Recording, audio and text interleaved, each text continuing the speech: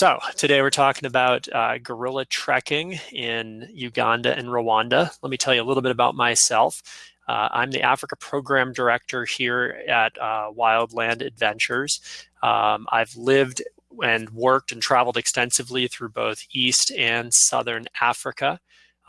Most recently, I was back in Uganda and Rwanda this past May for gorilla trekking.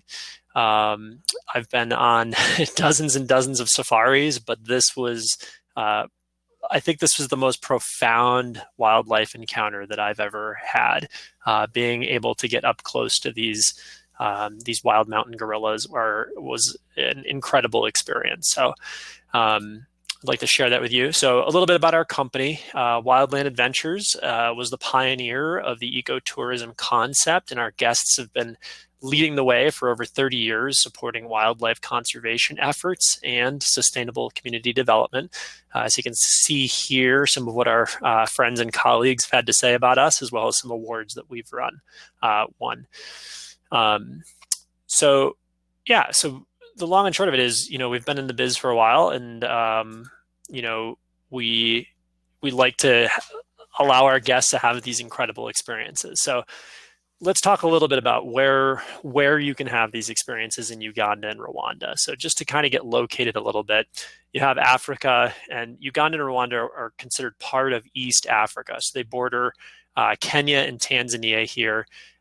You've also got Lake Victoria. You've got the equator running roughly right through Entebbe and Kampala there in Uganda.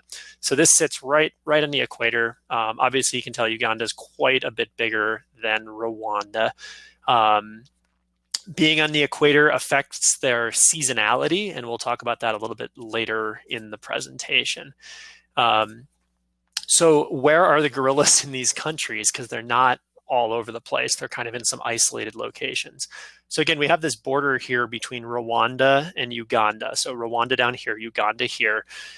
In Uganda, there's basically two places that you can see them. The main place being Bwindi Impenetrable National Park up here, or Bwindi Impenetrable Forest, which is just a wonderful name. You also have this small slice of Volcanoes National Park called Mgahinga in Uganda, but mostly when we talk about Uganda, we're talking about trekking for gorillas in Bwindi. In Rwanda, we're talking about trekking in Volcanoes National Park, which is on the lower slopes of some of the major volcanoes here. Mountain gorillas are also found in the Democratic Republic of the Congo on their side of Volcanoes National Park. But we don't offer treks there, and most companies currently are not offering treks there due to some major civil unrest. So when we're talking about Uganda and Rwanda, these are really the only two viable places right now where you can see mountain gorillas in the wild. So why would anybody want to go see the gorillas? Mostly because these guys are rare. There's only about 1,000 or so mountain gorillas remaining in the wild, and they're considered critically endangered. The good news is that their numbers are slowly increasing due to conservation efforts. So every year I get good news about a baby boom going on with the gorillas. So their numbers are increasing, but they're still under threat. Some of the significant challenges facing them: habitat loss as populations increase in both Uganda and Rwanda. Habitat decreases for the gorillas. Climate change also means uncertainty because these creatures live on the slopes of mountains. They can only go up so high to keep within the same kind of temperate region. And so they're really essentially on islands of habitat. Poaching is an issue, not particularly poaching of the gorillas themselves, but indiscriminate methods like snares and traps catch gorillas unintentionally, and so that continues to be an issue. They don't have the most robust immune systems, and so they're not evolved to cope with human diseases.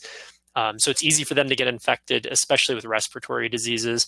And then you have wars, like the civil war currently going on in the DRC, and then even looking back at the Rwandan genocide of 1994. These had really detrimental effects on gorillas. So they're threatened from all kind of from all sides. The good news is that one of the best things that you can do is visit them. So revenue from tourism does help to fund parks and conservation programs and community involvement. The communities have gotten involved, recognizing that this iconic species, if they thrive, then it's a valuable resource for local communities and for these countries. So both the countries and communities have recognized this, and they've really gotten on board with trying to help conserve these creatures. So this is a picture I took in Uganda on the edge of Bwindi, and it pretty clearly illustrates the deforestation threat. Basically, the trees outside the park have been harvested for firewood and construction, while the trees inside the park are preserved. So without these parks, there really is some significant habitat loss. So just something to kind of be aware of, that visiting these creatures and supporting them through tourism dollars essentially does help lend resources towards conserving them. So let's kind of get into the nitty gritty a little bit more about what do you need to kind of bring with you when you're trekking. So I kind of collected just some images here to kind of give you just a real basic idea of, you don't really need that much. You're basically going to be going for a hike in steep jungle terrain. So you need good shoes. Running shoes aren't going to cut it. You want something with a chunkier sole to it, a little bit of stability. You don't need to have high top boots, but a good pair of solid hikers are good. A pair of gaiters is helpful. These guys down here to keep ants, bugs, mud, things like that out of your socks and shoes. Day pack, gardening gloves. There's a lot of prickly plants. So it's a good idea to have something on your hands to protect you if you have to reach out to help support yourself. A good camera, something that does well in bright light, dark light, near, far, something that can do it all and something that you're really familiar with and feel comfortable using. So having a good camera and knowing how to use it can make a big difference. A light rain jacket's a really good idea. The weather can change in an instant in the mountains, and that means rain. So having something like that. Trekking poles are a good idea. I usually just say bring one. It's good to have a hand free to help steady yourself, and sometimes your porter will lend a hand. So bringing 2 poles is a little bit of overkill. And then this guest, I would not advise wearing bright colors like that. You definitely want more muted colors like greens, browns, things like that. Some way that you can blend into the forest and not be as visually intrusive. And then a day pack just to kind of carry everything with you. But of all the things you bring, the most important thing you can bring is your fittest self. So more than any other piece of advice for trekking is that the more fit you are and the better shape that you're in, the more you're going to enjoy this experience. So at a minimum, you should be able to hike uphill for several hours in the rain on an uneven trail that might require big steps. You might get lucky and have an easy trek, and then you'll be pleasantly surprised, but easy hikes aren't guaranteed. Gorillas move around, and if they head into challenging terrain, you may have to head into that terrain as well in order to have your experience with them. So you can encounter steep hills, mud, stinging nettle, thorns, biting ants. You're going to be at elevation. So there's a lot to be thinking about. If you're fit and you wind up with a really difficult trek, you're going to be ready for it, and you're not going to be struggling just to get to the gorillas, and then you can really kind of enjoy your time with them. So that's some of the best advice I can give. Is more than anything else, just come to the trip fit. So let's talk about each country respectively, starting with Rwanda. So as I mentioned at the beginning, trekking takes place in Volcanoes National Park, which is in the northern part of Rwanda. Kinigi is the hub for trekking, which is about a 3-hour drive from Kigali. So that means you can trek in the morning and still depart in the afternoon for an international flight, which is great. The way trekking typically works is that you'll meet at the park headquarters in the morning. By the time you get there, trackers will have already been out looking for the habituated families, and then they relay that information back to park headquarters so they know where your group may be going that day. All the guests in Kinigi essentially are going to be broken down into groups of about 8 trekkers with 2 park service guides. There's 88 permits available per day, which means that there's roughly 11 different groups traveling out to visit with the gorillas out of Kinigi. So you meet with your group, and then you're given a briefing by your guides about the family that you're going to be visiting. They talk about basic safety, gorilla behavior, maybe some history of that particular family since they know them so well. And then you'll drive to the respective trailhead where you'll hike from.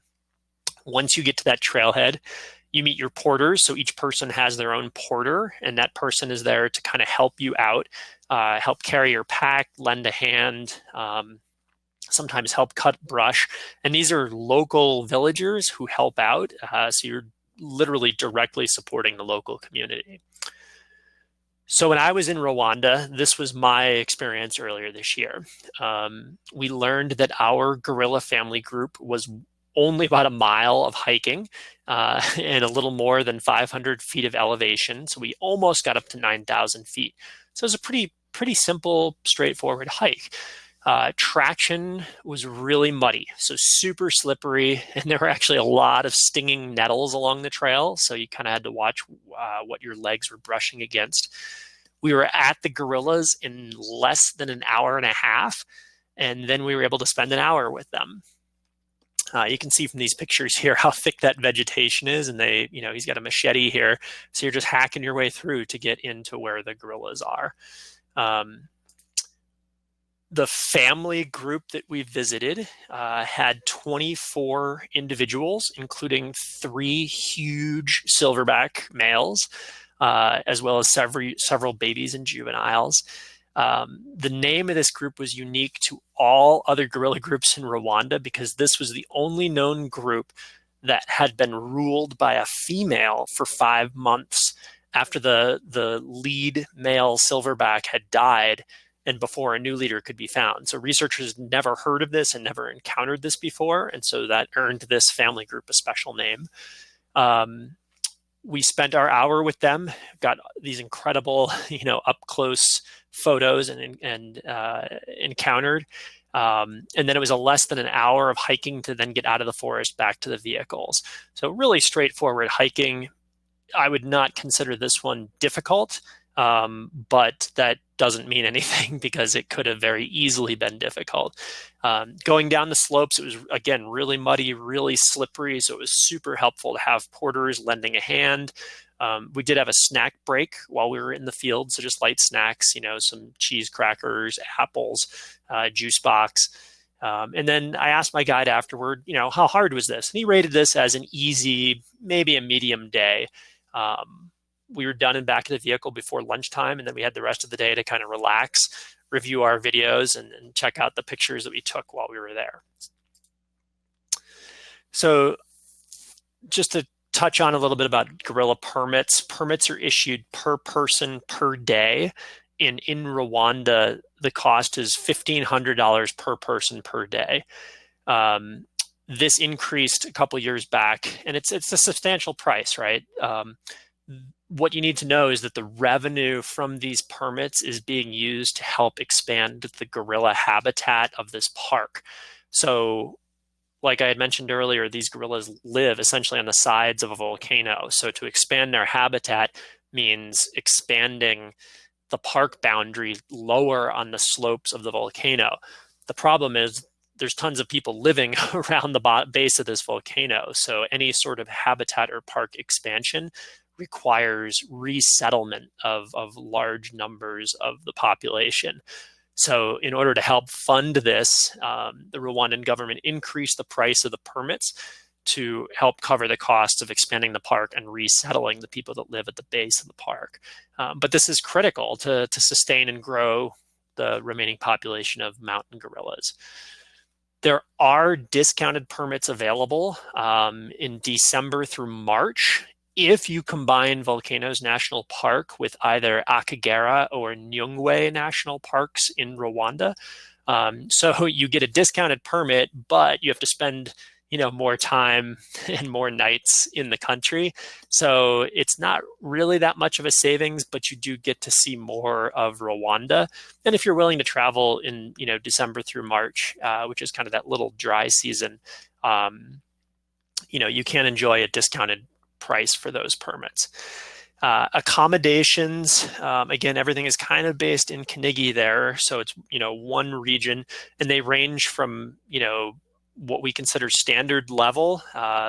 This is at 5 volcanoes, all the way up to, the really impressive, super high-end places. This is called Bisate. Just opened a few years ago, and it's absolutely beautiful, an architectural wonder built into the side of this hill here.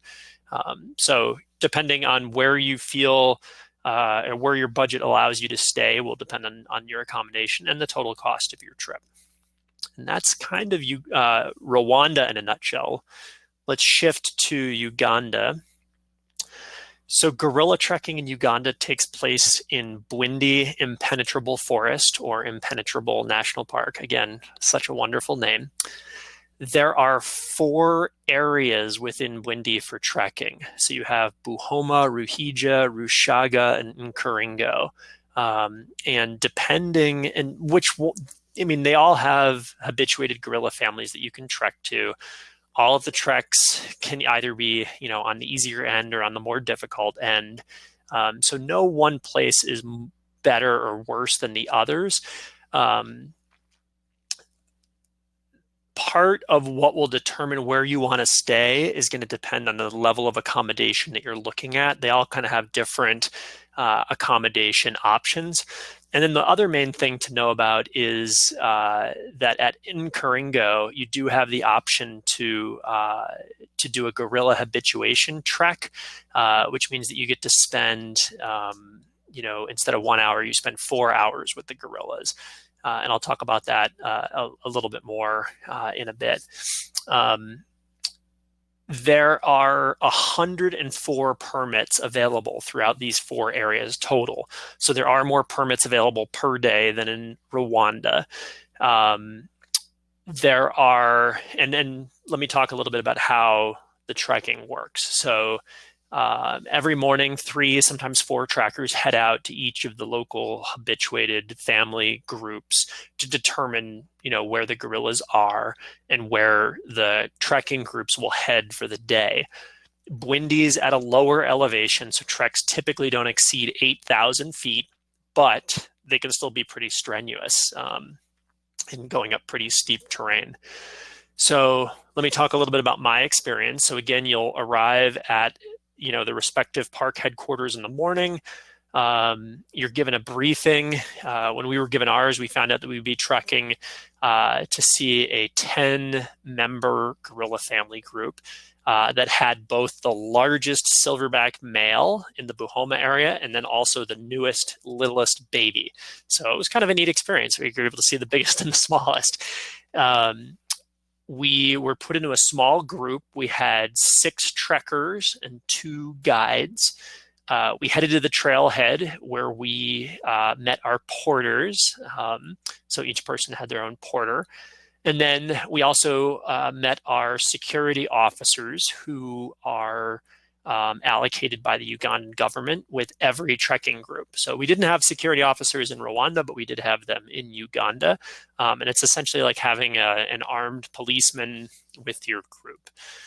Our hike took us up a pretty darn steep trail where we occasionally needed to use a tree or get a hand to make big steps up. So it took us 3 hours to get to the gorillas. So the way that broke down is we took about 2 hours of uphill, pretty steep uphill, and about 2,000 feet of elevation gain from the trailhead. And then we descended the backside another hour of this hill or mountain, and we lost about 800 feet of elevation loss. The terrain was steep, and it was pretty strenuous hiking. And then we got to the gorillas. You can see in this picture here, this is our trekking group.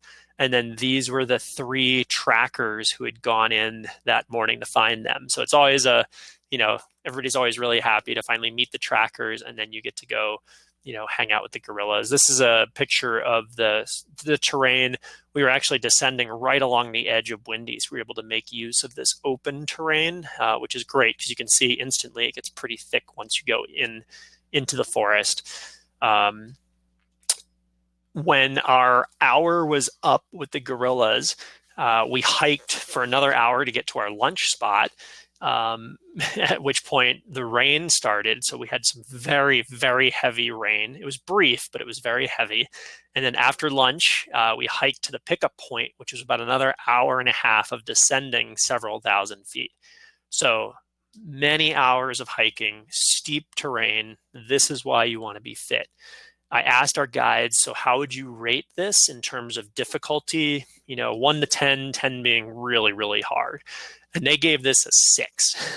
So this was just a little harder than what normally they do, and it can get even longer and more difficult than that. 2 of the members in our group commented that this was one of the hardest things that they had ever physically done in their life.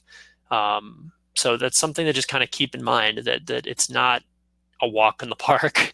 The forest was much darker than Rwanda. And there was less vegetation to walk through. So it was mostly just canopy cover. That goes back to the idea of you want to have a camera and be able to know how to use it in both bright and low light. There were some thorny plants, but there wasn't really any nettle in Uganda. There were biting ants to be aware of, but those are pretty easily avoided. You can just tuck your pants into your socks, and then wearing gaiters made a big difference. So after a big hike like that, was it worth it? Absolutely. No doubt whatsoever. I mean, to be able to see this tiny little gorilla baby, the giant silverbacks, it was incredible. We spent about an hour with the gorillas, but they actually moved around a little bit. So our guide gave us about 15 minutes of bonus time, which was really cool to make sure that we all had, good pictures and good close encounters with the gorillas. To spend a brief window of time with a family of wild gorillas in their forest, this is their home. It was amazing. You really do feel like a very privileged guest to be able to spend some time with these animals. And it was really special. I was pretty surprised in both Uganda and Rwanda at how close you were. During our safety briefing, they tell you you need to try to stay, 7 to 10 meters away, so 20 feet or more away from them. But they move around and they're curious, so they'll walk past you, like really close to you. And sometimes, it's better for you to just kind of stay still and let the gorilla move around a little bit. And you can get these incredible close-up shots of their faces, their hands, their feet, their fingerprints. It's really amazing. And to just, have this massive creature. I mean, this is a huge silverback, just kind of sitting here chewing on a stick. You're checking him out. He's kind of checking you out. It's unreal. There's really no other wildlife encounter that's like that. Permits in Uganda are currently $600 per person per day. That's going to be increasing next year in July to $700 per person per day. So again, a lot of that money is going right into conservation programs, habitat expansion, anti-poaching patrols. So it funds really kind of good work that's going on in these countries. Again, accommodation ranges from, the merely standard, which is still quite comfortable, to the really wonderful. This is Clouds Lodge that, from your window, you overlook out to the Two Volcanoes National Park. You're in Uganda, but you can look across out toward the volcanoes of the DRC and Rwanda and see the reflection in the clouds of the lava that's, from the cones on the top of the volcano. So really just amazing places. And again, your budget will dictate where you stay and where you're going to go. Getting to both of these countries is really easy. If you're going to do a full itinerary in Uganda or Rwanda, that's really easy to do. If you're going to combine gorilla trekking with a safari in East or Southern Africa, that's also super easy to do. In Uganda, you need an extra 5 days, and Rwanda, you only need 4 days if you wanted to tack on gorilla trekking. These are a list of all the different airports you can connect to. Don't get too hung up on that. The long and short of it is it's super easy to connect nearly anywhere. One of the nice ways to do it is to do a safari through Tanzania, finish in the Serengeti, and from the Serengeti you can fly almost direct to either Kigali or Entebbe. So that's a really nice option. Seasonality-wise, because it's equatorial, as I mentioned earlier, it basically has 2 seasons, wet and dry. It's somewhat drier, January and March, and then June through September, which coincides with the high season or peak safari season in East Africa. But really, you can go year round. Something to keep in mind, the guides did mention that in Rwanda, the later in the season you go, the gorillas do tend to head higher up. So if you're trying to maximize the possibility of not gaining as much elevation in Rwanda, you might want to go earlier in the year when they're feasting on the new bamboo shoots. When they do head higher up, you can get as high as 11,000 feet, which is pretty high, and you'll definitely feel the altitude at that level unless you're used to being up that high. So just something to keep in mind. But again, the reality is either of these countries can be hard or easy. Plan on it being hard. There's no guarantee that it's going to be an easy hike. All right, so how do you choose between Uganda and Rwanda? Don't fight over where to go like these two. Here are some tips on how to decide. Costs, despite the kind of significant permit cost differences, the countries are actually similarly priced because of transportation and accommodation costs. Rwanda is going to always be just a bit more expensive, but it's not an order of magnitude more. So don't rule it out just because their permits are more expensive. Transportation in Rwanda is a lot cheaper, and there are, more reasonable accommodation cost options there that can offset that higher permit price. Uganda, in my experience, Uganda was a little less polished than Rwanda, but it did feel a little bit more personalized. Rwanda has really set the standard for how they run their gorilla treks, and in terms of the conservation policies and procedures that they have in place. Uganda is still kind of catching up to where Rwanda is. For example, I don't think in Rwanda we ever would have been given that extra 15 minutes with the gorillas if they moved, but in Uganda we were. That's not a guarantee either, but that just kind of is an example that, look, in Uganda they're willing to be a little bit more flexible and a little bit less polished and professional. My experience, again, trekking was a bit easier in Rwanda, but it really is a toss-up. Don't try to find the easy hike. Just get in shape and be ready for a hard one. I always recommend do 2 days of trekking. One day will be better, but there's no guarantee of which day is going to be the better day. So do 2 days or more. And if you really can't decide between the two countries, do both. I mean, you could very easily do 2 days of trekking in Uganda and then 1 day in Rwanda, and that'll probably still come out a little bit cheaper than doing 2 full days in Rwanda. So something to think about. I talked a little bit about extending a safari in East Africa, but you can truly do a full safari in either one of these countries. In Uganda, you have Kabale National Park, Kadepo Valley, you have the tree climbing lions of Ishasha, you have Queen Elizabeth National Park, you have the Kazinga Channel, which has some magnificent birding, you have Murchison Falls, where the Nile constricts down to 20 feet wide and goes over a 200-foot drop. So you can do a full safari itinerary in Uganda. In Rwanda, you can also see chimps down in Nyungwe, as well as get out to Akagera, which is a big 5 reserve. So lion, leopard, rhino, elephant, and buffalo are all possible there. So the long and short of it is, look, everything's customizable. We are really flexible about putting different itineraries together. You can find some sample itineraries on our website under Uganda or Rwanda. And the long and short of it is that, look, everything is customizable. We can kind of tailor an itinerary to fit exactly what you're looking for, and make sure that it works for you.